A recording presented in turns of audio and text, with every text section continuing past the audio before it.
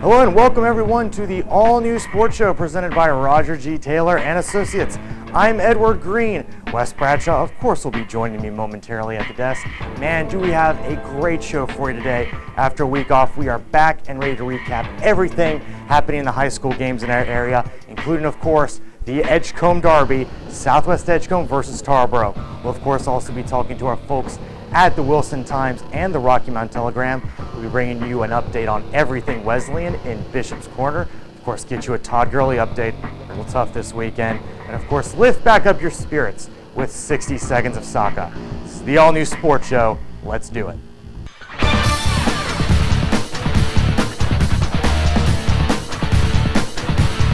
Dogs coming on a blitz, a nice pickup. Green gets rid of it and caught on the deflection.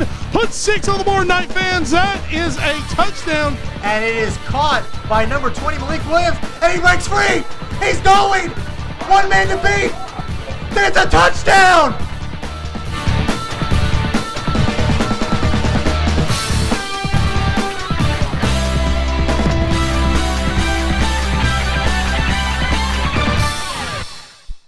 Hello, America, and you as well, Nash Edgecombe of Wilson County. It is the all-new sports show, episode 6.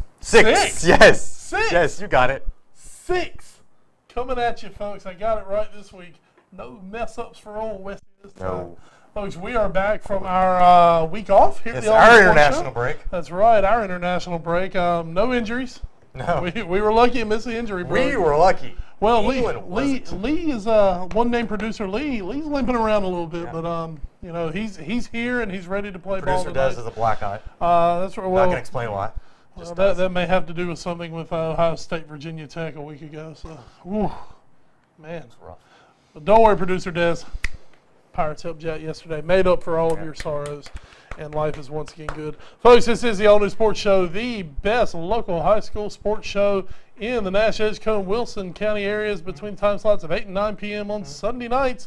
After 9, gets a little sketchy. For those of you, of course, who aren't watching either Sunday Night Football or the Miss America pageant, hi. Welcome. Hey, Stick around. girls. It'll be fun. We I'm wondering why I promise. wasn't asked to be a judge for that, but whatever. All right. You'll do your judging later. Yeah, for all you folks who are tuning in, we hope you enjoyed tonight's show. We got a lot of good stuff in store for you.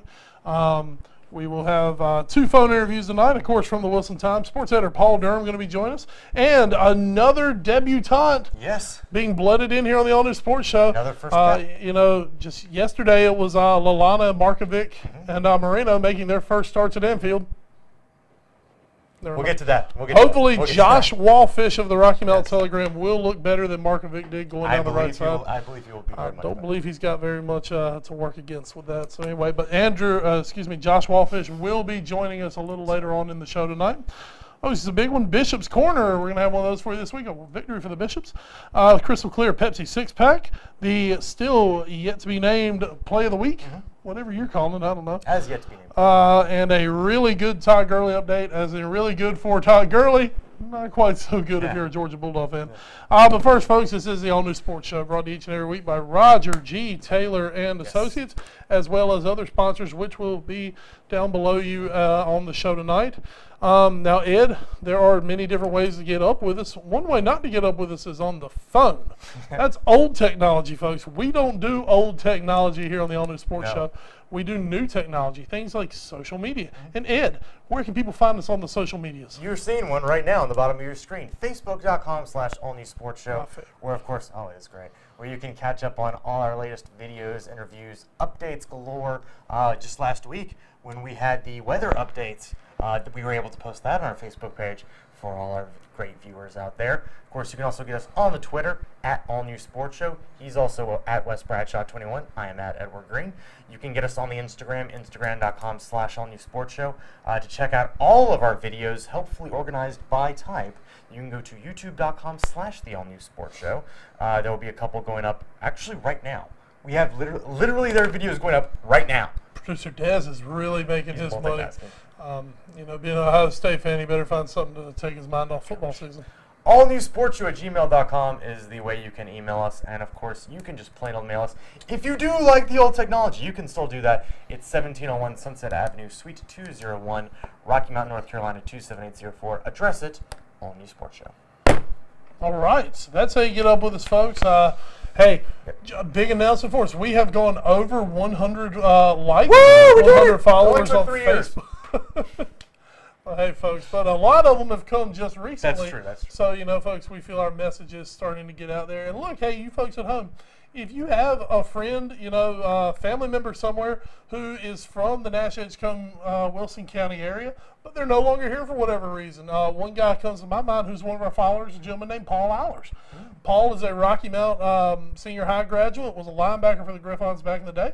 Paul lives in, I believe, Springfield, Arkansas. Oh, my. Somewhere That's like that. not far away. But every now and then I'll get, a message from Paul saying, hey, man, saw this clip from the show. You guys are doing a great job. Great to be able to keep up with the Griffons in Arkansas. Folks, if you have family members somewhere they want to keep up with their local sports, hey, tell them about us. Tell them about the All New Sports Show. YouTube especially, we're posting all the shows on there now. Interviews, lots of cool things. Which is why if you're watching this show on YouTube right now, it's in wide. Hi, that's right. Widescreen. Or widescreen. Does that make me look fatter? No, right now it makes you look thinner. Yes. But on the YouTube you'll look normal. Oh, I'm sorry. darn. We can't hide the fact from the people. Anyway, but yeah, folks, definitely tell a friend, tell a colleague, tell a former classmate, tell them to check out the All New Sports Show so they can keep up with what's going on back at home. Sounds like a plan. All right, Ed, speaking of being back at home, we were near my home on Thursday night this week. We had another week of Thursday night football. We'll have another week this week for different reasons. I love that. You love it. I love it because... And it was a great game. And it's a good thing we play on Thursday because of all that horrible weather we had on Friday. Yeah. Anyway.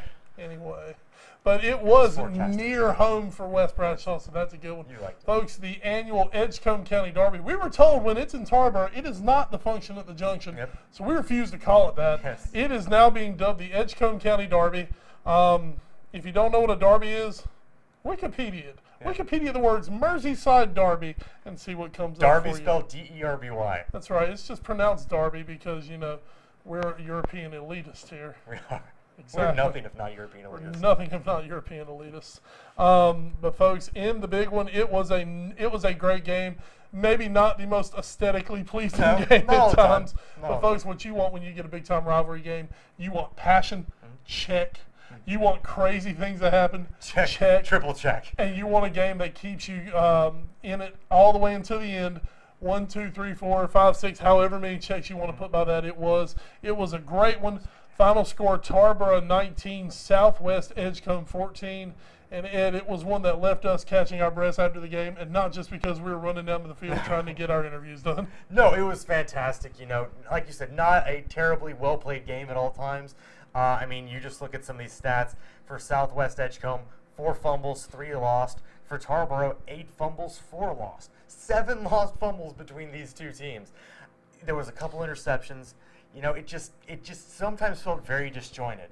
But I tell you what, Wes, that last Tarboro drive, when everything started clicking, and when Deshaun Farmer basically, cramps and all, put the team on his back, on his legs, and said, I am going to take us to a win in the Edgecombe Derby. He did it, and it was a sight to behold. Kudos to both teams. They played so hard. It looked like Southwest Edgecombe was going to steal a win there. But I even said it during the broadcast. Southwest was driving, and I told you, do we have one more narrative twist? Very next play, Southwest Edgecombe fumbles the snap. Tarboro takes possession, scores the winning touchdown. And Ed, would I be wrong? Because I was talking to my father-in-law about the game today, of course. Southwest folks out where I live, of course. And I looked at him and I said, thinking back on it, I really think Southwest outplayed them. For a lot of that game, yeah. Basically, here's what it is. For the first quarter and change in that last drive, Tarboro played like the better team. Everything else in between that, it was really Southwest Edgecombe. Absolutely, it was. The big one kind of came late in that ball game. Southwest twice was inside Tarboro territory with a chance to put the game away. At that point, both times I believe it was 14-13. Twice had a chance to put the ball game away, and once a myriad of weird penalties drove them back, and they ended up having to punt away. Right. And then after that fumble, and then even at the end of the game, they were inside They were on the Tarboro side of the field. Exactly, they were on Tarboro side of the field before an interception ended the ball game. But it was truly, I believe it was one of the great emotionally charged games that you'll ever see in this series. You know, both these, and for really the first time in a long time, I believe these two teams are very close to being evenly matched on the field. Yes. You know, Tarboro's just been on a run where, you know, you're putting out guys like Jacoby Cofield, you know, that stable of running backs, some guy named Gurley who might be pretty good somewhere. I don't know. I haven't heard from him. You know, when you're, Tyquan Lewis heading to Ohio State, when you're putting those guys on the field, you know, Tarboro has just been more talented over the past 5-6 years of this rivalry. This year, the talent's come back a little bit, not to say that there's not still talent, and also Southwest talent has come up a little bit. Also, you're seeing an evolution of Southwest Edgecombe, which has been interesting to watch. This is year 2 of Jonathan Cobb. You still see a lot of the things that Raymond Cobb has put in over the years at Southwest Edgecombe, but you're seeing some twists. You're seeing a little more, maybe a little more aerial assault than you've seen before. Tucker Pridgeon, 4 of 13. Not great percentage, no, but that's 4 more completions I think than we might have expected. And they're showing a willingness to throw the ball a little more. Now, granted, with Raymond Cobb, when you had the groups of players that he had, he didn't really need to throw the football, and that's what it always comes down to.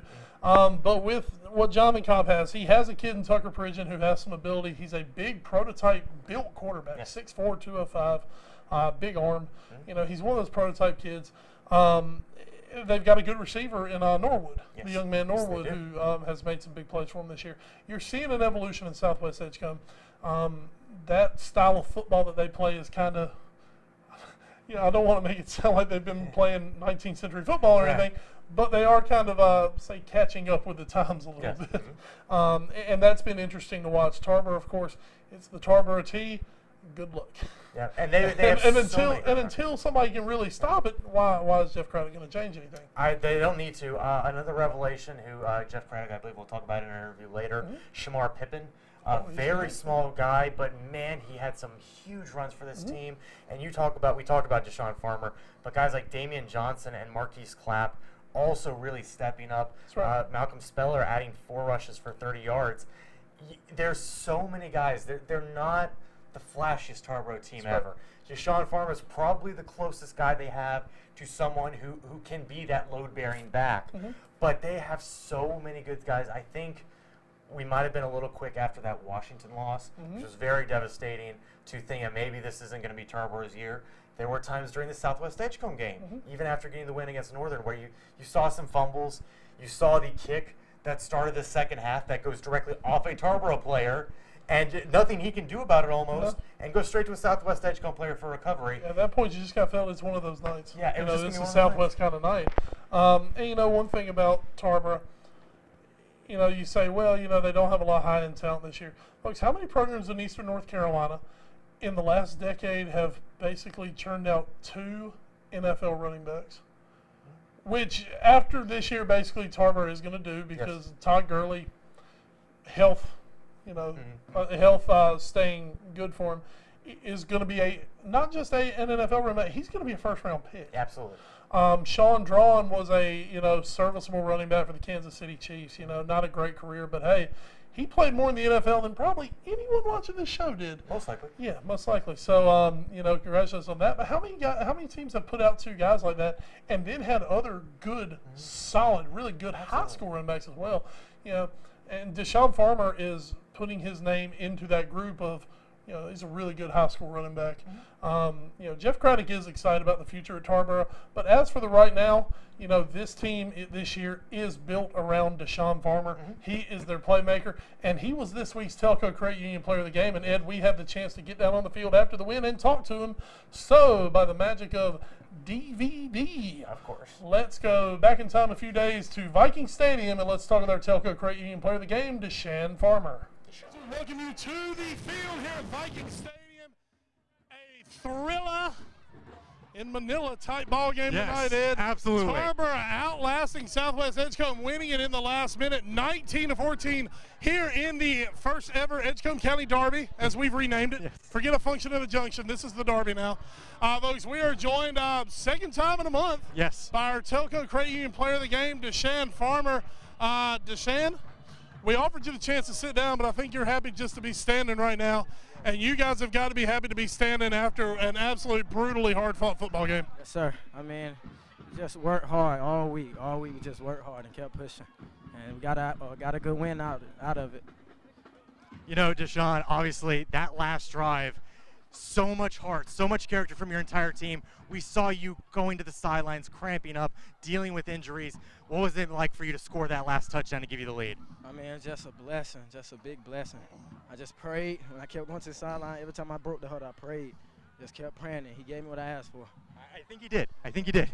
Deshaun, you're a senior? Yes, sir. Okay, so what's it like to lose a football game to Southwest Edgecombe? Oh, wait, he doesn't know. Oh.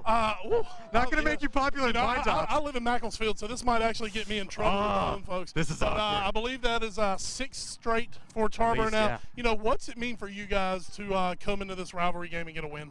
It's just a big, great way to end it. 'Cause I'm a senior, I don't get to see him no more.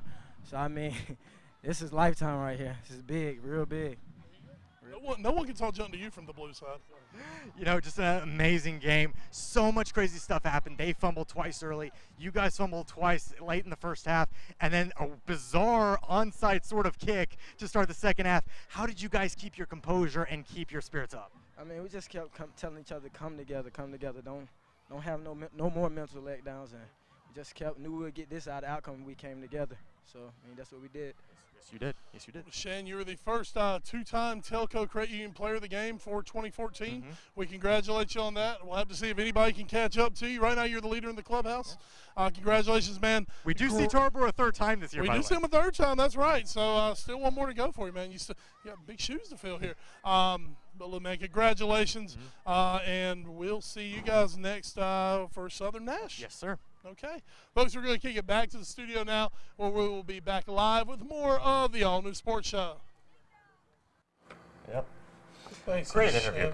Farmer. Always a good time. Two-time now Telco Credit Union Player of the Game, and like we told him, we still got him one more time this One year more time. when they play Southern Nash. So he is going to be, you know, he's hoping maybe to get his shirt sometime soon. Yeah. We do own the shirt. But hey, he could be now we own a shirt with a star on it. So he could be. He could earn the second star. Maybe we should wait. Maybe we should wait and see if he gets the second star. then we could give him one. We got him a specially made one that says Triple Crown winner. Sounds like fun to me. We'll have to see. We'll see them when they play Southern Nash. Absolutely. A great game. On the Southwest side of things, I Yeah. was happy with Southwest with a lot of the things they did. They were physical. Yes. They moved Tarboro around up front.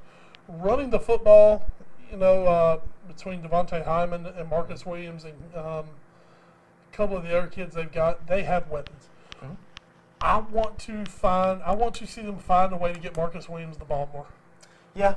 To me, they almost, I think sometimes they have to sit there and kind of figure out what they're going to do with Marcus Williams because you don't want to so much just run him straight out of the wishbone. Right.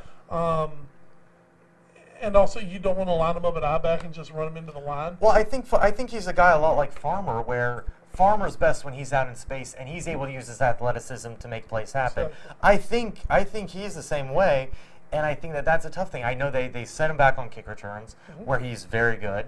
You know, that's kind of his game. And I think maybe if they're going to go with Tucker Pridgeon, maybe airing the ball out a little bit more, maybe you have him in the slot. Maybe you do a couple screen passes, get him out into space, and see what he can do. I think you're right.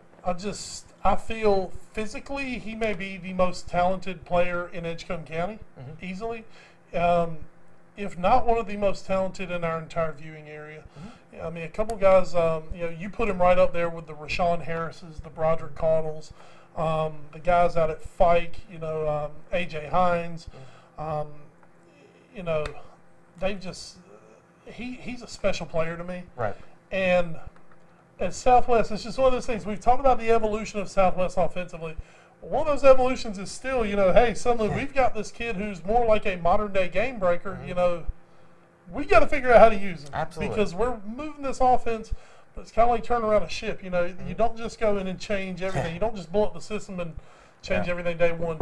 So they are slowly moving into doing some really good things with him. I think they're going to have a good conference season. I think they in can a challenge us. loaded conference. That's the by way. worrying part, though. That I believe this one, that is the best conference around here that we're covering this year. Like they could go I've 2 said and that over 4, the and it East. still wouldn't be a bad year in their conference. I mean, depending on how they Washington- log. Obviously, Washington's good. I'm extremely high on Bedingfield. Farmville Central Yep. is off to a great start this year. You know, you got Southwest, and suddenly there are a lot of good teams over in that. I believe it's the Eastern Plains Conference. That's our best conference. I think it's very good, and it is going to be an absolute war. Now, a guy who knows something about some wars and has won a lot of battles over the years, he's won the war about 3 different times. Yes. So this guy really knows how to do it. Of course, our coach interview, folks. We go to Tarboro High School. We're usually pretty sure we're going to talk to Jeff Craddock. This was in doubt this week Until the final until minutes. very late. But he was able to rally his troops, and they got a victory. And this week's All New Sports Show coach's interview is with the head coach of the Tarboro Vikings, Coach Jeff Craddock. JC, as we like to call him, for different reasons. Folks, but at this time, we're going to send you back out to Viking Stadium one more time as we talk with Tarboro head coach Jeff Craddock. And folks, welcome you back to Viking Stadium for our coaches' corner tonight. We're at Tarboro High School, and we always talk to Jeff Craddock, and we're talking to Jeff Craddock. That's a good sign for Jeff Craddock that we're talking to him. Coach, just another routine win for you guys tonight. 19-14 over your arch rivals, scoring the last minute. No, let's get real. Let's get serious with the folks. How long is it going to take you to come down right now? Well, the great news is I have an extra day to do it in since it's Thursday night. So I could promise you, I tell everybody, the wins are hard to come by, and anytime you get a win against your arch rival, and I have the most deep respect for that football team. I got great friends over there on that sidelines. Coach Cobb doing a great job. I still call his father, and talk some football with him a time or two. So there's nothing but respect that comes out from Tarboro. And those boys, they played hard. They played just as hard as we played. There was nobody just laid down, and that's what you expect. So fortunately, we were able to put together the drive at the end of the game to win it and got the big pick there to seal the deal. But it's a great win. I'm happy for our fans, and I wish nothing but the best of luck for Southwest in their season. Coach, you talk about having that extra day now going forward. I can imagine there's going to be a lot of film to look at. So good for that extra day. What are you going to be looking at and taking away from this game? Well, from the top of my head, obviously the turnovers are absolutely killing this football team, but they're going to say the same thing. They didn't have to turn as many as we did. I don't know. I just know we put it on there a lot. So we're at film study right after school tomorrow. It'll be a couple hours, and I really think the offensive line might have played their best game of the season. Coach Burnett, been working with him, and we're thin, and we had more injuries tonight. It's unbelievable, but he just shuffles kids in, and so that was good. And we're still looking at personnel. We played some new guys out there tonight, and we keep evaluating on a week-to-week basis and see what we need to do to make us better. But, we got enough to clean up, but it's always nice to clean it up after a big win. So everybody will have a little smile on their face, and I'll give the boys off tomorrow. And Saturday morning, it'll be right back to work, getting ready for Roanoke Rapids. Coach, you guys come off a kind of an ugly loss to Washington a couple weeks ago. You followed that up with a trip to Northern Nash a week ago in a game where people were like, all right, we're really going to see, what Tarboro's made of. You guys came out on top in a hard-fought game. Tonight, everybody's saying, man, we're really going to see what they're made of when you're down 14-13 and about 90 yards from pay dirt. Do you think this is a win that can propel this team going forward this season? Well, that's always the hope. We're so young at places and so inexperienced. So, anytime you get a win like this, you hope to build on it. And I was hoping to play a little bit sharper, building off the win last week too. But here's the thing I love about this football team is they don't quit. And, you can win a lot of high school games by playing 4 quarters and not, getting down on yourself, no matter if you're down 7 or 14 or whatever, no matter how late in the game, no matter how bleak it looks, if you just keep plugging. And even if we would have come up short, we still would have played a great game. We had a nice drive. If we don't score, it really don't take away from the fact that I thought my boys played hard. But trust me, it was great that they punched it in and confidence that we can do it, and hopefully this will propel us to play better. We saw Dawson Harris put it up in the air a few times tonight, even on a 4th down punt fake when he actually made a completion, and then all craziness broke loose, quite frankly. Like the rugby scrum, but yeah.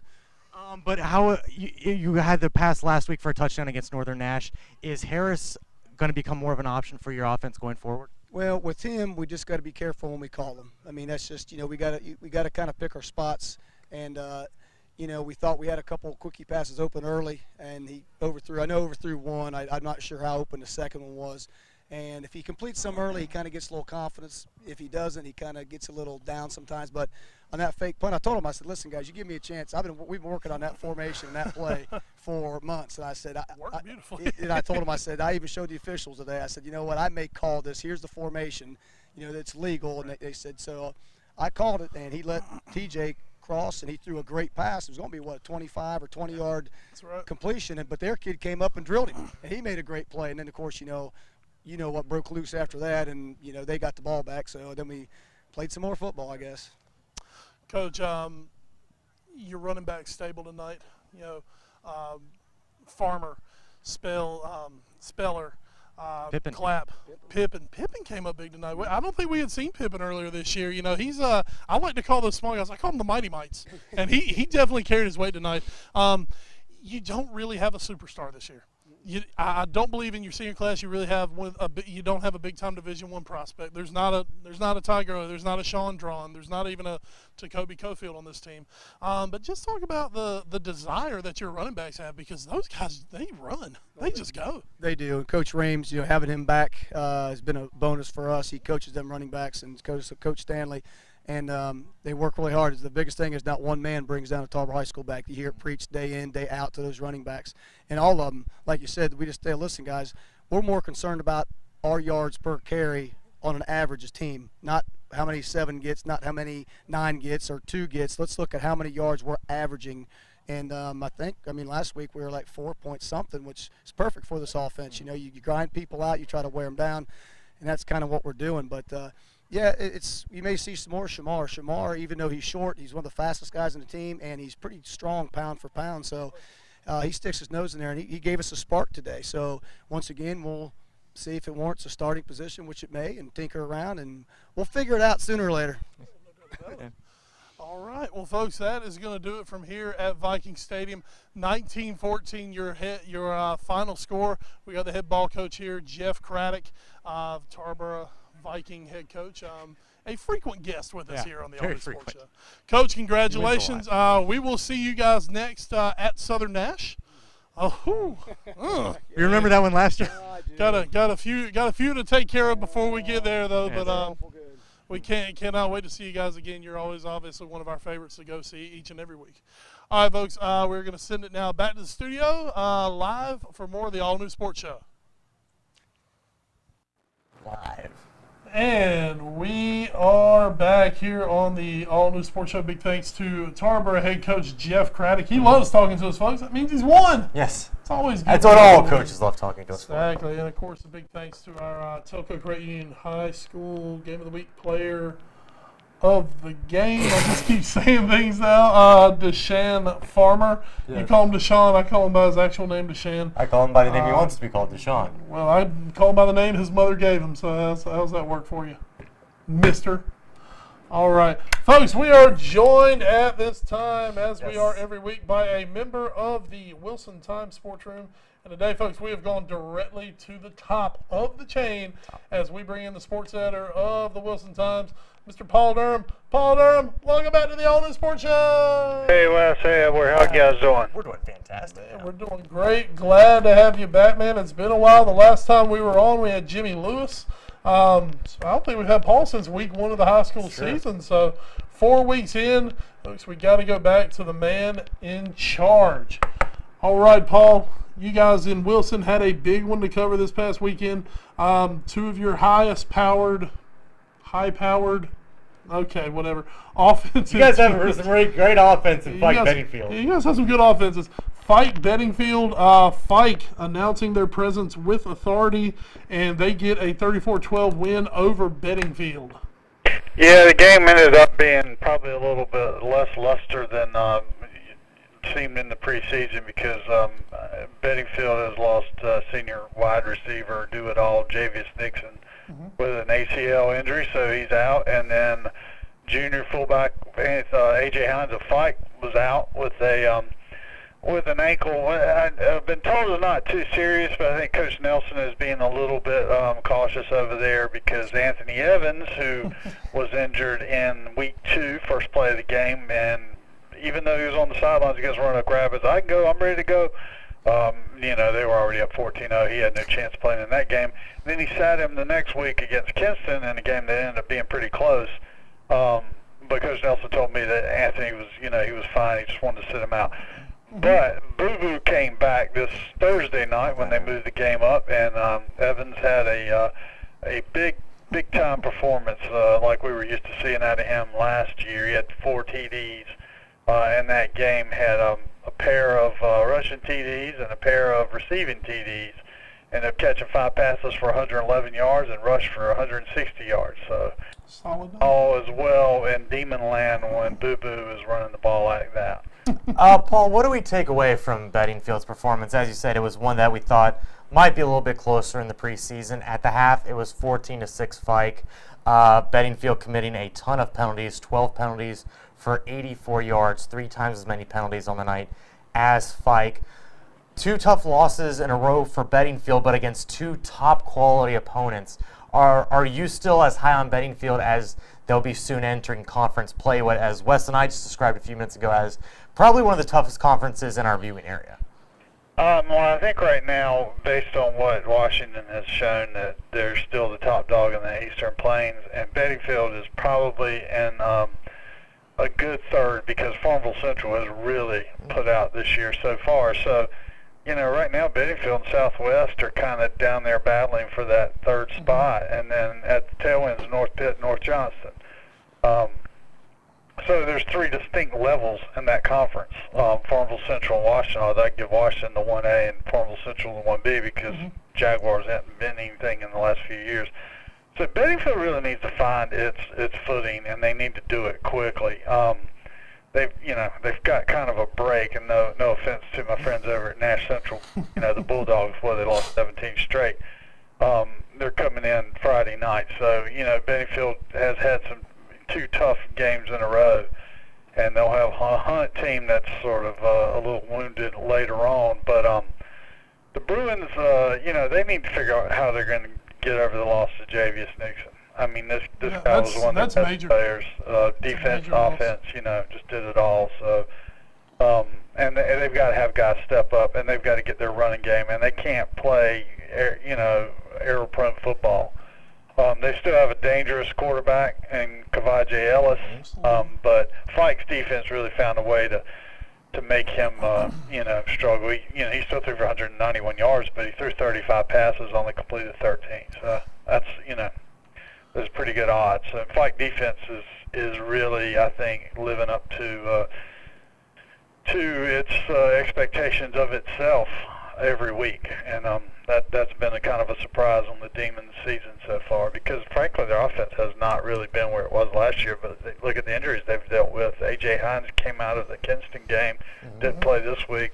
Evans, 1 carry against Roanoke Rapids, sat out Kinston game. So they haven't had those 2 guys at full force since week 1.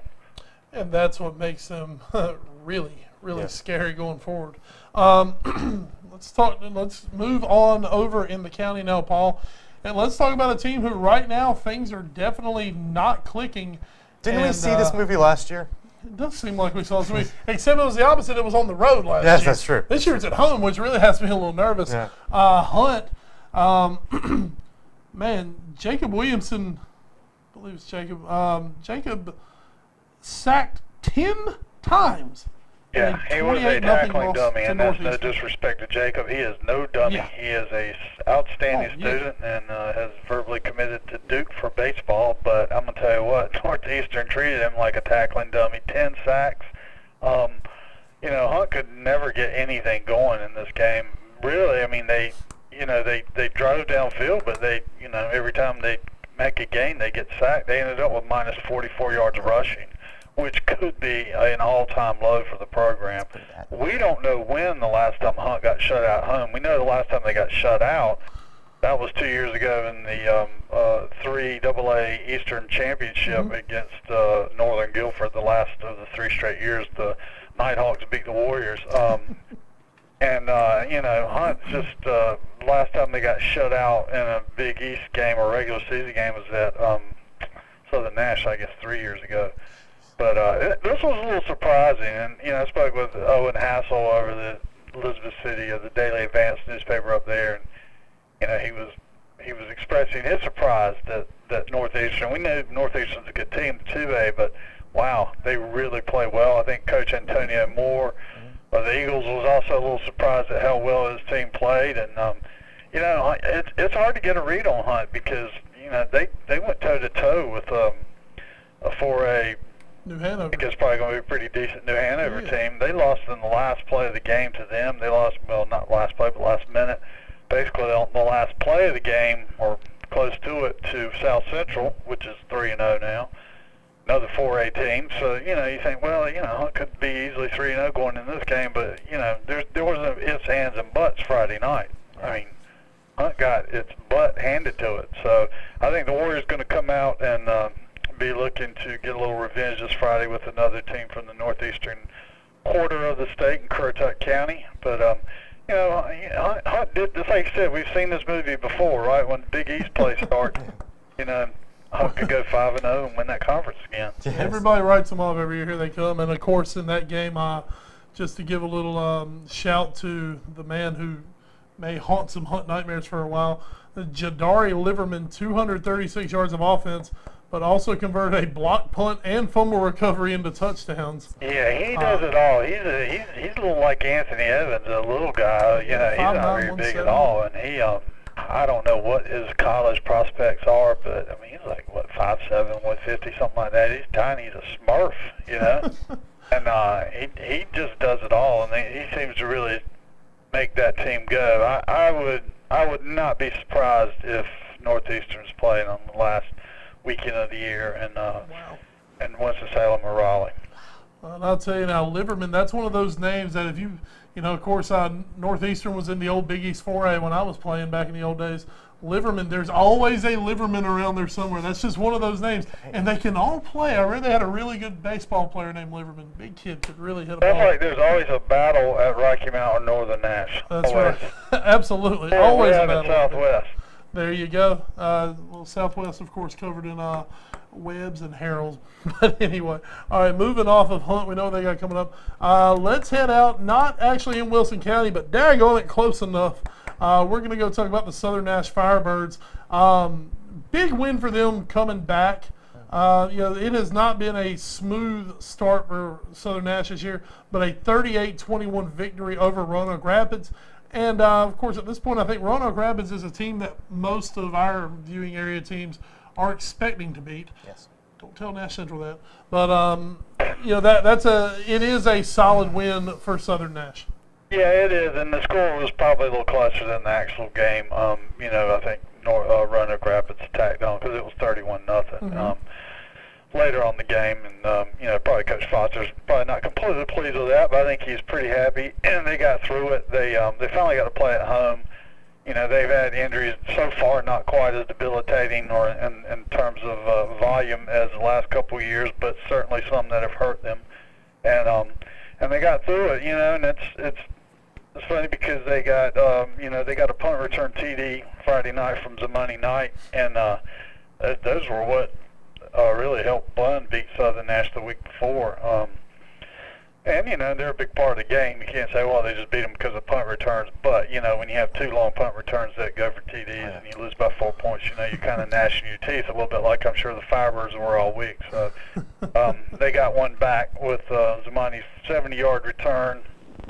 They've got, I think, an offense that's developing. They still need to get Jaquay Mitchell back. That kid really showed a lot of burst last year. Mm-hmm. And I think he could be coming back within a couple of weeks, maybe even for the Tarboro game on the 3rd. Southern Nash is off next week. So, but Grant Jones, the senior, Zamani's back there. Both those guys are coming off injuries too. I think young sophomore Demetrius Perry's kind of moved into fullback, splitting time there with Adrian Richardson. They've done well, and I think the coach's son, the quarterback Zach Foster, has shown something that you haven't seen in the quarterback spot over there in Stanhope in recent years, which is an arm Forward pass. ability to use it. So that adds a wrinkle to their offense. And frankly, I think that's like the human brain. They say we only use 10% of the human brain. That's the Firebirds only using like 20% of their offense because they have some very capable receivers, especially Taj Deans and some of those other kids, and if they have a quarterback like Zach, who apparently is a pretty good thrower, you know, that can open things up in that double wing. So I think, you know, Southern Nash is not done. I mean, they could very well win the Big East. I still believe if things go right for them. You know, they shot themselves in the foot against Bedingfield. They, you know, did kind of the same thing against Bunn. You know, not just punt returns, but some fumbles and penalties. Penalties. They can get it together for a few weeks in a row. You know, they're your dark horse. Of course, that's a tough league because, you know, Rocky Mount's playing pretty well Friday night, notwithstanding. Obviously, Fike seems like they're the team to beat again. And Hunt Northern Nash. The only thing we can count out, like we did back in August, I think, is that Nash Central has is to go. Say that out loud. Anyway. And the one thing that Southern Nash still scares me to death, even this week, winning huge, 13 penalties for 120 yards. Yeah, and that, you know, and that's the kind of thing you can get away with against Roanoke Rapids, but they've got to fix that. They've got to fix it, and they've got to fix the turnovers, which they did. They only lost one. True. It's probably one too many, Coach Foster will say. Didn't throw any interceptions. I don't think Zach Foster's thrown an interception this year, so you know, that part of it's good. They you know, but these problems have been, you know, it's like say, well, the Nats and Stanhope, you know, Southern Nash's Nats are legendary. Coach Ray Davis used to brag about them. They were so bad. Fumbles too. I mean, every year, you know, different kids come through. It's not the system, it's not the coaches. I don't know what it is, but they have a hard time holding on to that football sometimes over there, and it always hurts them, you know, when it happens that way. So that's something that's got to be fixed. You cannot win football championships, and you can't win a lot of football games when you turn the ball over. So Absolutely not. All right, Paul Durham, man, thank you so much for hopping on with us tonight. The kingpin of Wilson County sports, Paul Durham, that's what we're calling you, and you can't change my mind on it, Paul. Man, thank you so much for hopping on with us. And, Paul, we will talk to you, let's say sometime in October, okay? all right, man. Appreciate it, Wes. Thanks, All right, brother. man. Be good, Paul. All Take right. care. That's Paul Durham, sports editor of the Wilson Times, telling you folks what's going on in Wilson County. Now, folks, there is still a lot more to go here on the All New Sports Show. We're going to take a quick commercial break. When we come back, the most exciting minute of your week. Also, folks, an All New Sports Show debutante making his first appearance. Bishop's Corner, six-pack, Play of the Week, Preview Week 5, Todd Gurley. It's all still to come. We'll be back with more on the All New Sports Show, brought to you each every week by Roger G. Taylor Associates here on WHIG TV.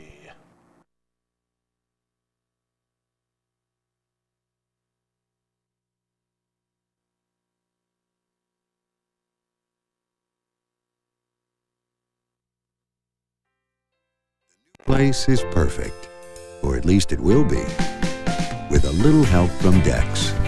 In the book or at DexKnows.com.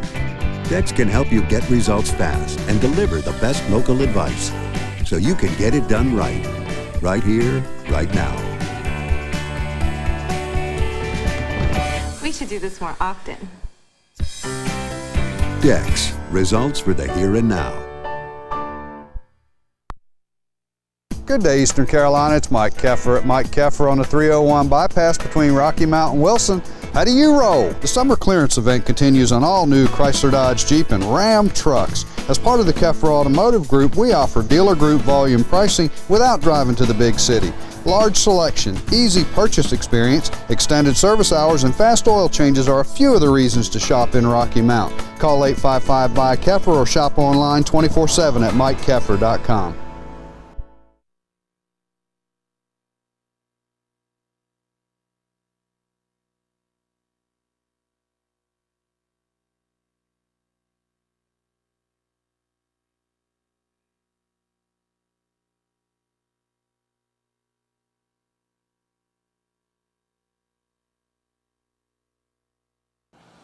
And welcome back to the All New Sports Show, brought to you each and every week by Roger G. Taylor and Associates. We're here on WHIG TV. Big thanks already to Paul Durham from the Wilson Times Sports Center hopping on with us.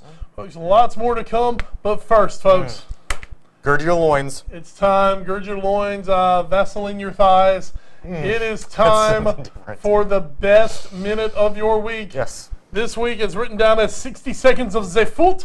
We like to call it 60 seconds of soccer. Dun dun.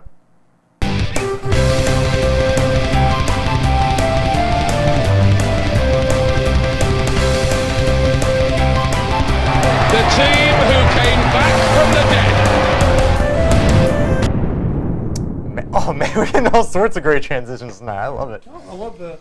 All right, Ed. Yes. Are you ready? I am. I'm going to put a minute on the clock. Are you really ready? Is there a minute on the clock? I'm going to let you go first. Okay. First, unfortunately, when does a draw feel like a loss? It is when you're up 2-1 against Sunderland at the Stadium of Light, and you give up a goal in the 86th minute. An own goal, no less. Thanks, Harry Kane. Tottenham with a 2-2 draw at Sunderland still keeps them in the top 6 of the Premier League, and they hope to avoid a similar fate as they go to Europa Death March this Thursday night against a team that I cannot pronounce and will not even try. Go ahead, Wes. All right, when does a loss feel like a sick kick in the nuts with a spiked boot? When you're freaking Liverpool and freaking Aston Villa walks into Anfield, once again takes that spiked boot and kicks you directly in the testicles. That is how my Saturday of football went. Liverpool unable to break down the bus that was parked in front of the Aston Villa goal. A 9th minute goal from Agbabamba, whatever. And that kind of did it in. Here's my problem. England, this is your freaking fault for killing Daniel Sturridge. We daggone can't put 6 new guys on the side. Hope to do something good. There's my minute. It's over. But you know who gets 30 seconds?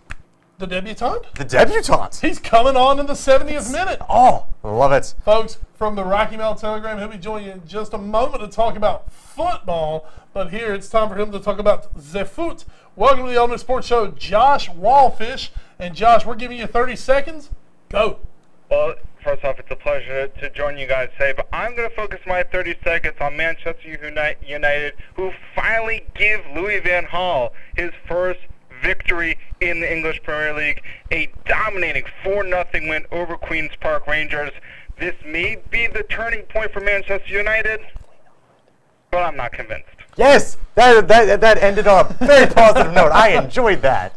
Good, because it was starting to stink in Oof, here. that's okay. All right, Josh Wallfish, a Good great debut, and that's the same as getting a corner into the box and heading it right into the top corner of the goal against Man United. Or if you're an Iranian player, heading it into your own net.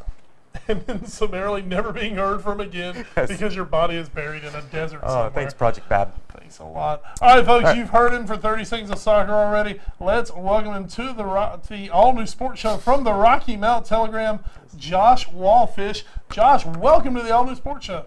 Thank you very much for having me today, guys. Absolutely. Amazing. All right, folks. Josh, one of our 2 new young gun writers here at the Rocky Mount Telegram. It's like the Raheem Sterling to the Daniel Sturridge. The Sterling and Sturridge of the Rocky Mount Telegram, Josh and Andrew Ivins, who joined us a couple of weeks ago. All right, Josh, we're going to hop right in with you, man. Your game this week that you covered, we'll start there. Northern Nash picking up an emphatic victory over Warren County. Tell us all about the Knights. Well, the Knights probably put together their best 48 minutes of football to date. They really, I think more importantly for them, they started off really, really well. Big 3-and-out for Warren, forcing Warren County into a 3-and-out, and then driving down the field for 7. That really set the tone on the night for Northern Nash. And talking to Coach Raper afterwards, he was very, very pleased with the way his team executed the game plan. And a lot of that had to do with the fact that they watched a lot of extra film on Warren County. Talked to senior linebacker Trayvon Clark after the game, and he talked about how they probably watched more film on Warren County's offense heading into that game than they've watched ever in the past. And he said it really made a difference because, for the most part, they knew, Northern Nash knew where Warren County was going to go with the ball before the Eagles even did. And it, like I said, a very emphatic win for Northern Nash. They moved back to 2-2, but they have to now go on the road for the first time this year. And the question is, can they bring that same intensity that they brought Friday night on the road next week when they take on Southern Vance? That's going to be an interesting one. Southern Vance and Northern, they've had some good games in the past.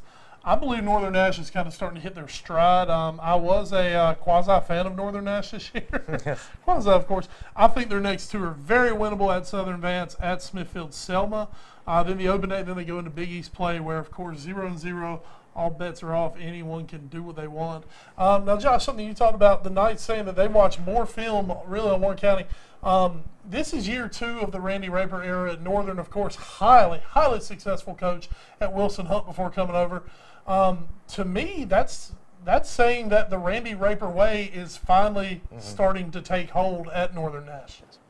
It is, and it's funny. Coach Raper is not big on trying to judge how his team is doing in terms of adopting his ways. A lot of what he's been telling me is simply it's all up on these kids. If they want to buy in, that's great, that's fine, and they'll start seeing results. But if they're not, then we have to find, they're going to have to find different ways to win. But I agree with you. I think slowly but surely they're buying into, okay, this is what we have to do in order to be successful. In reality, they've played 3 decent games. Obviously, the slow start in week 1 coming back for their win over Corinth Holders. They never really were in it against Elizabeth City Northeastern. They played decently against Harborough. A couple of big mistakes late cost them the game, and then obviously, like you said, Friday night, it all kind of came together for them. And so as long as they keep seeing results from putting in the hard work, I would agree with you. I think they're starting to build that culture that Randy Raper wants. Josh, from a team that is starting to build and is starting to improve as we go through, a team that doesn't seem to be able to find that improvement, unfortunately, from week to week. Nash Central, Andrew, your coworker, was the one who was there on Friday night to make the paper for that one. Unfortunately, another tough loss. That's true, he did make the money. Another tough loss. You can't see the money fingers. Hertford County 20, Nash Central 18. Another devastating loss for the Bulldogs. The Bulldogs actually led for most of that game. What can you tell us about the mood around Nash Central right now? Well, it's certainly not good. Obviously, good teams find ways to win games late, and Nash Central has found a way to lose a game late last week. I think, defensive end Hashan Gaines basically said it best when we told Andrew, it's just our luck this year. And it's a shame. We're talking around the office here. This was Nash Central's one big chance to get off the schneid, to find a victory and kind of maybe build some momentum. You look at the rest of their season, if there were betting odds, for the rest of the season, I don't know if Nash Central would be within 20 points on the line in any of these next, 8-9 games that they have this year. And that's a problem. Obviously, they have a couple of very talented players, led by Hashan Gaines, but if they can't find the way to do what winning teams do and win games late and put teams away when they have the chance, it's going to be another long year at Nash Central, and you start to wonder what that means, obviously for the coaching stuff, but you wonder what that means for the morale at Nash Central, and whether they can finally build that back up and find a way to enter next season with any sort of confidence. And of course, Nash Central coming off a great season in 2011, 9-3, 2 brutal last-minute second losses really to Wilson Hunt, away from potentially really playing for a state title that year, to 3-7, 0-11, and now 0-4, and they may have a chance this Friday night. We'll be there, especially the injury to Javius Nixon over at Beddingfield. But they are still a big-time underdog. And after that, I mean, God, who are you talking? You're talking Hillside, who's one of the best 4A teams in the state, especially around the Triangle. Then your conference schedule, which is obviously not easy at all. I predicted we would see improvement from Nash Central this year. And right now, I hate to say it, I haven't seen the improvement I wanted. I don't think so either, and unfortunately, we're like you said, we're going to get a chance this Friday night to see them in person again for the second time after we saw them week 1 against Tarboro. But there is a team that, minus this latest setback, has shown a lot of improvement this year. You guys at the Telegram ran a feature on a couple of their players actually this week, and that's Rocky Mount High. Unfortunately, a tough loss, 57-29 in Greenville against J.H. Rose this week. But how is Rocky Mount? Highlighted by a really good first half. Yes, absolutely. That was a 26-17 score at the half. So what's going on right now at Rocky Mount, Josh? Well, I think we learned a lot about the Griffons this week. And I think the big thing that we learned was it's going to come down to whether the defense can make stops, because it's quite clear the offense can put up points when it needs to, and as you mentioned, our whole feature on how dynamic they are in special teams with Broad Caldwell and Rayshawn Harris, they can put points up on the board. But if they can't stop team, particularly good teams from putting points up on the board, that's going to be a problem. On the flip side, obviously, you have to look. They do have two or three shutouts this year. So from that perspective, you can't really fault the defense too much. But again, Greenville Rose is a very good team. I would expect Rocky Mount to bounce back because they have a lot of talent. They probably have as much talent as they've had. Maybe even a little bit more that they've had in recent years. Absolutely. So I'm not too concerned about them, in the future, particularly after they showed, as you said, they played such a great first half, against a very good Rose team. I'm still high on Rocky Mount. Their first 3 games were less than stellar opponents. South Granville, Oxford, Webb, Hertford County. They did exactly what they should have done in those games. Rose is a different beast, really, than anyone else they're going to see on their schedule. I think the only team even comparable on their schedule to Rose is going to be Fike, and I don't think Fike's quite as good overall as J.H. Rose is. But they do have 2 more tough road games coming up: Southwest Edgecombe and Triton. That's right. Southwest game should be good, and the last time they're going to play for a while too. Yes. So all you people who are really big on that Southwest Rocky Mount rivalry, which there are a lot of, your last chance to get out and see it for a while this Friday night. And what else we got there? North Edgecombe getting a big win this week over Southeast Halifax. Previously undefeated Southeast Halifax. Yeah, 24-13, North Edgecombe gets the win over Southeast Halifax, as well as another one of our teams in that conference at the 1A level. Maybe a little bit of a surprise. Word of God Christian, who just came up from 8-man football this year, 29, Rocky Mount Prep 28. Josh, are you hearing anything out of the Rocky Mount Prep camp? Yeah, so unfortunately for them, they just, particularly late, their depth really came back to bite them. They only dressed 21 players for that game against Word of God, and they were leading late, but when they needed to, after a couple of small injuries happen, when they need that next man to step up, they just couldn't, and they were tired, and unfortunately that led them to losing to Word of God. But you knew from the outset that depth is going to be a problem at Rocky Mount Prep, and unfortunately for them, it really came back to haunt them on Friday night. Well, hopefully it won't. There'll be some improvements. I believe they'll be playing Kip Pride this week. Kippers!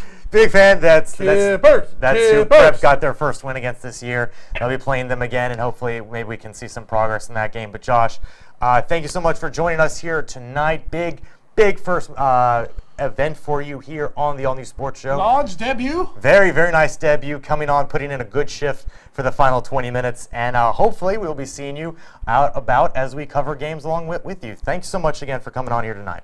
Thank you guys for having me. All right, Josh. All right, Josh, folks. Josh Wallfish of the Rocky Mount Telegram making a phenomenal debut. Put in tackles like a good, strong English center back. Well done. Just fantastic. So well done. Also want to mention real quick, just to end it everything, Rocky Mount Academy 60, St. David's 42. That game was over in Raleigh. Rocky Mount Academy was actually up 34-14 at the half. St. David's kind of hung around there in the second half, but RMA 3-0 on the year, their first road win. All right. Those guys. So. All right, Ed. Let's transition over a little bit. We're going to get us a new background going in here. Yes. And we are going to give you a little North Carolina Wesleyan update this week's edition of Bishop's Corner. And Ed, it's a good weekend for Bishop's Corner. Absolutely. It's a really good weekend because we'll start off with men's football getting their first win of the season. Week 2, they're now 1-1. They get a 27-0 road victory over Lincolnton University. Big win for those guys after losing the first game we actually did against Stevenson. So they're now 1-1 coming up here. Some other ones to talk about though. Yesterday, women's volleyball with a loss at Washington and Lee.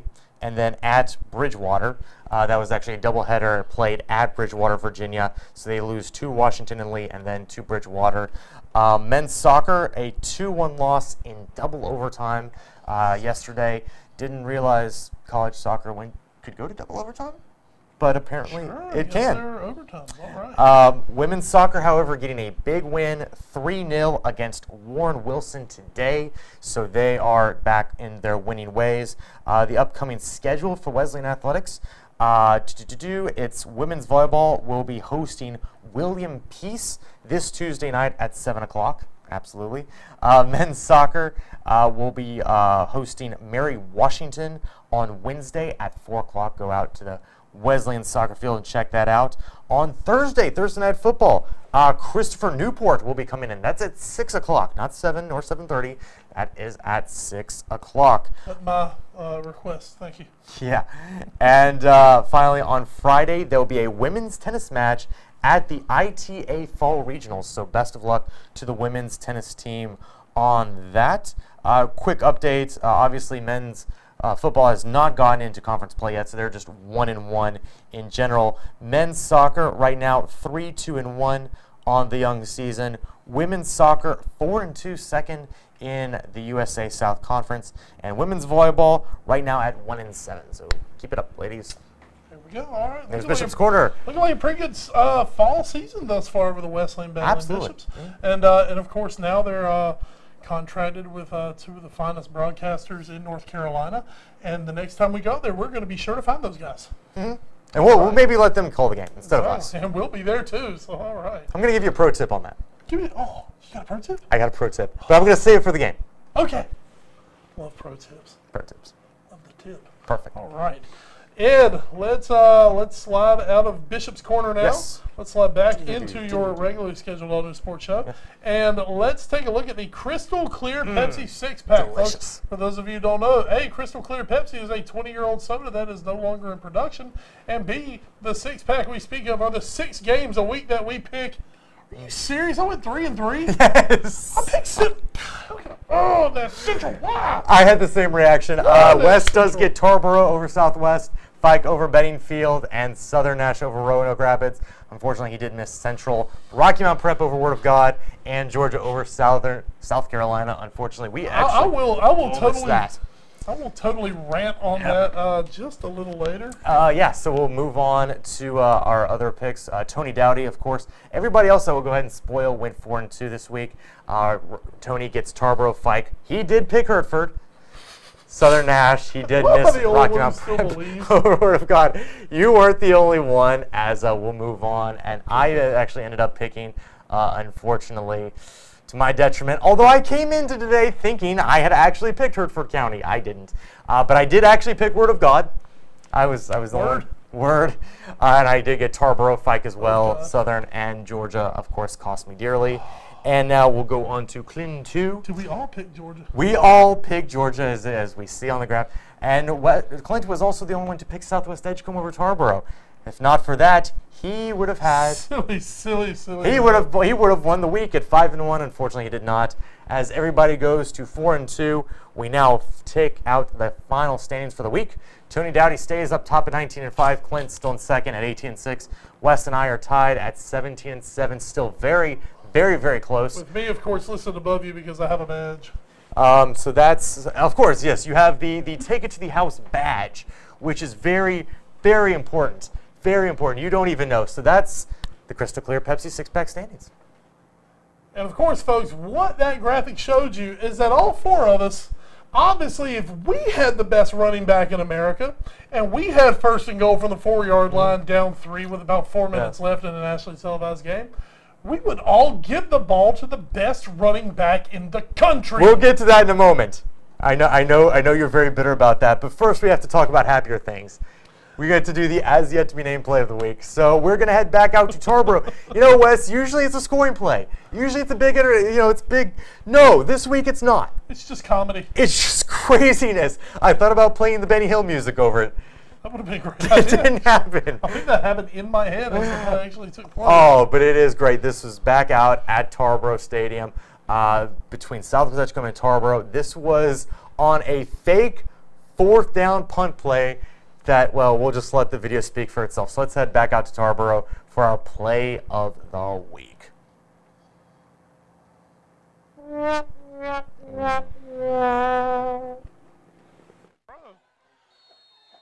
Wow. Folks, Speller is the punter. Wow. Yeah, this is okay, now they just got a little more normal here. And I would not be shocked here to see a fake. I would be. Just the way there it is. What did I tell you? Throw, catch! Oh, popped out! Oh! Oh, Ed! Oh, Ed, TJ Powell was decimated. Ball's loose again. Ed Tarver came up with it. Oh, my Lord, what just happened? TJ Powell was lit up on the play. Southwest saying they have the... No, because that's a turnover. That'll be first down Tarboro if they have it. They don't. No, they give it back to Southwest. Oh, man. What a turn, Ed. Oh, my goodness. Wow. And I felt the fake. Tarver had pulled it off. I did feel the fake. Ed, sometimes my coaching acumen here is roundly lampooned by many because there are a few things in this world I love, Ed. I love faking inside the 40 of my opponent. And after turnovers, I love to go deep. Go deep. Go deep. Even though no one's gone deep all year.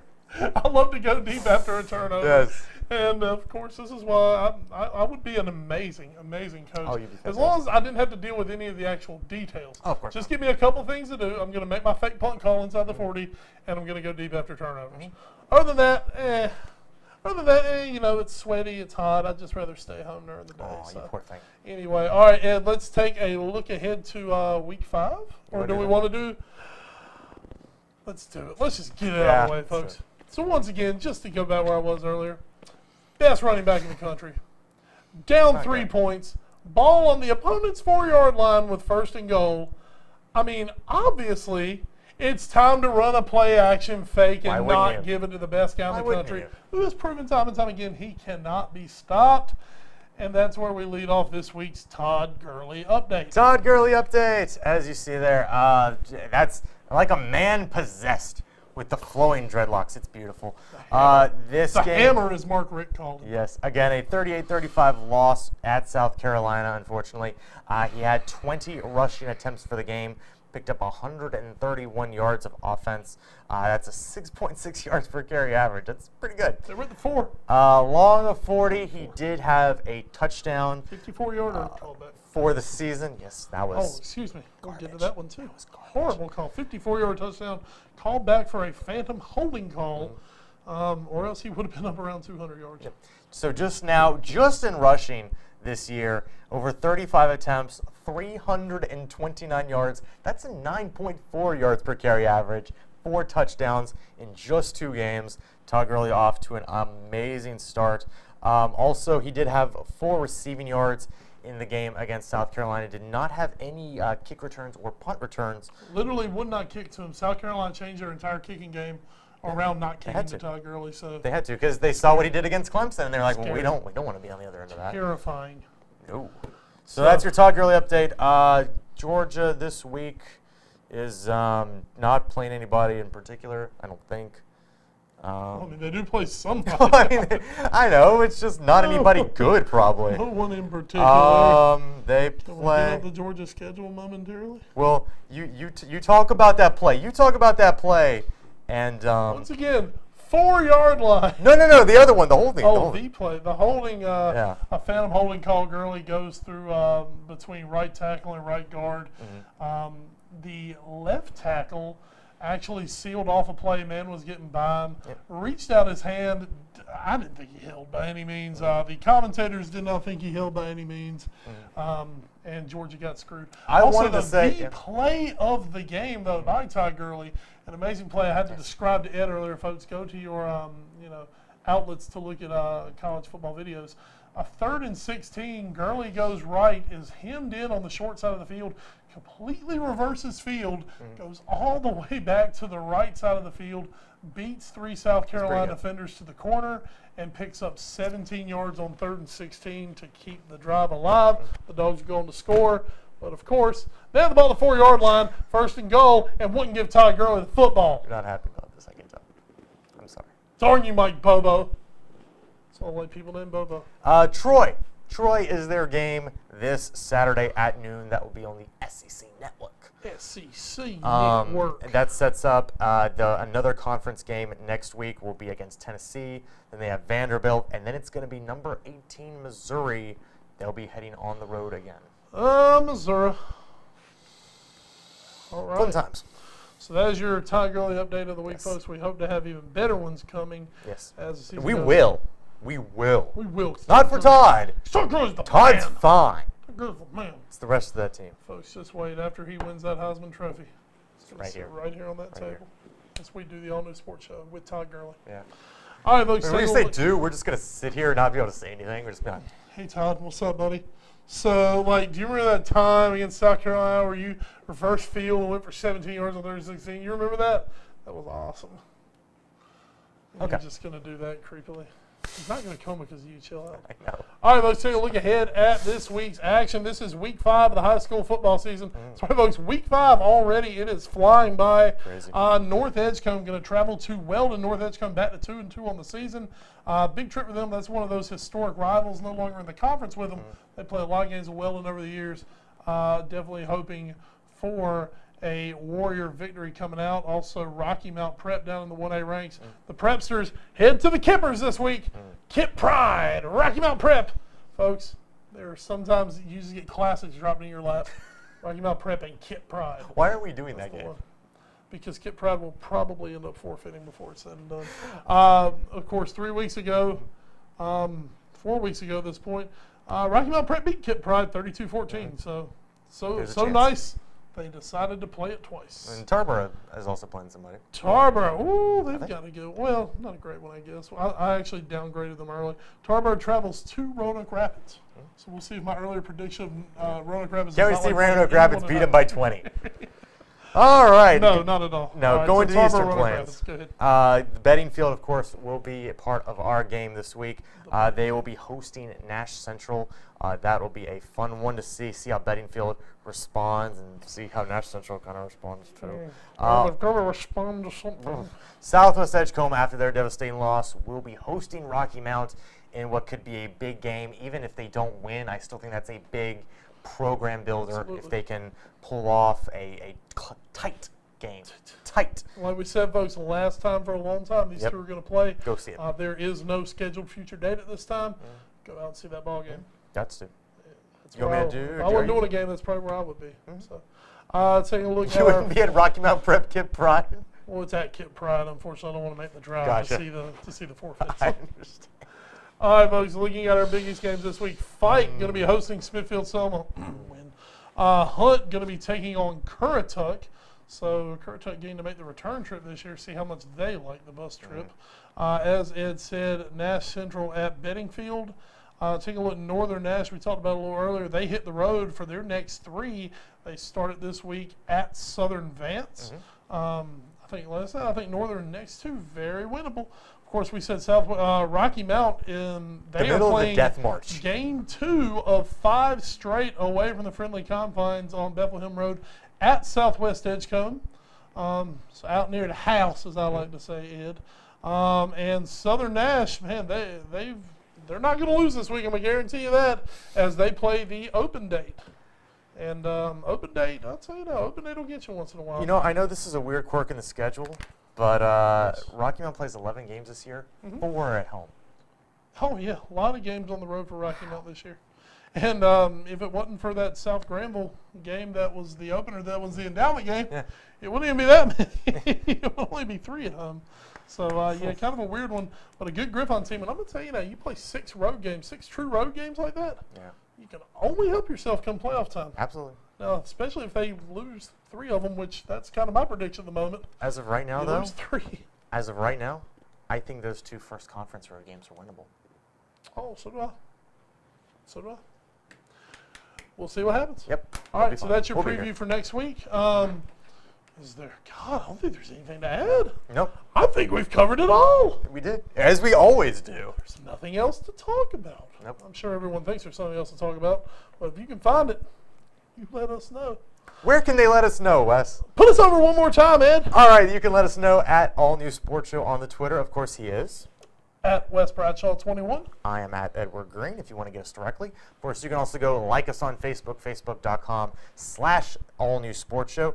Instagram is instagram.com/All New Sports Show. If you want to check out any of our videos, including the two interviews we had today, our play of the week, and this whole show in general, go to youtube.com/The All New Sports Show. You can hit us up on email, allnewsportshow@gmail.com. Of course, one last time, send your letters. Ravens and parcels From Charm City, say Baltimore, the Ravens. Omar coming. 1701 Sunset Avenue, Suite 20, unfortunately. Suite 201, Rocky Mount, North Carolina. Spoiler, 27804, addressed at All New Sports Show. And Ed, if they just don't get enough of us talking about this, and you want to hear us talk about something that has nothing to do with Nash Edgecombe or Wilson County sports, The All New Sports Show, the podcast. You can hit us up on podbean.com, Stitcher Radio, or iTunes. You can subscribe to anything there. Go to our Facebook page for all those links as well as an RSS feed if you don't have any of those three services. That's right, folks. So if you love 60 seconds of soccer, how about 60 minutes of the gold that we bring you? At least. At least. And we make fun of Sepp Blatter and wish for his early death. Anyway, all right, folks, check that out. Of course, those are usually released on Thursdays. All right, so you've got a whole week to listen to before the next one, which I think this week was entitled, Hopefully He'll Be Dead by Then. Yes. Also want to mention Sepp Blatter. Miss Idaho, as part of the Show Me Your Pump campaign, has, don't laugh, has advanced as America's choice in the Miss America pageant. You to pimp? The pump. Show me your pump. Oh, I said you to pimp. You're supposed to say Miss Idaho. Get it? Thank you, Don Johnson. That's all on you, bud. All right, folks. That is going to do it for us this week. I don't know if a sponsor wants me to say his name now. Thanks to Roger G. Taylor and Associates. He's the one who puts us on here every week. Folks, we will not have an all-new sports show next week. No. Next week in this time slot, you will see North Carolina Wesleyan football as they take on Christopher Newport. Same guys talking, just under a little different reference. But definitely tune in next week. We'll still have some fun on there. So tune in and check us out when you get completely bored of that. Why wouldn't you? But anyway, we'll be back in 2 weeks with more fantastic action, with more of our in-depth opinions and analysis. There you go. All right. So for producer Dez. Big thanks. Go Director to Ohio Lee. Good job. State. Director Lee, the one named Lee. He's Ed Green. I'm Wes Bradshaw. In honor of Andrew Ivins, we say 305. Take it to the house. Good night, America. We'll see you next time on the All New Sports Show. Throw my pin. Latumbo. I miss. That's my pro tip. See what I mean? You give the ball to Hyman and he can make things happen. So here's a pro tip. You see what I mean? You see what I mean? But you see what I mean? You drop your shield. You see what I mean? I see what you mean. Here's a pro tip here. They should give the ball to Hyman. But you see what I mean? You give the ball to Hyman and he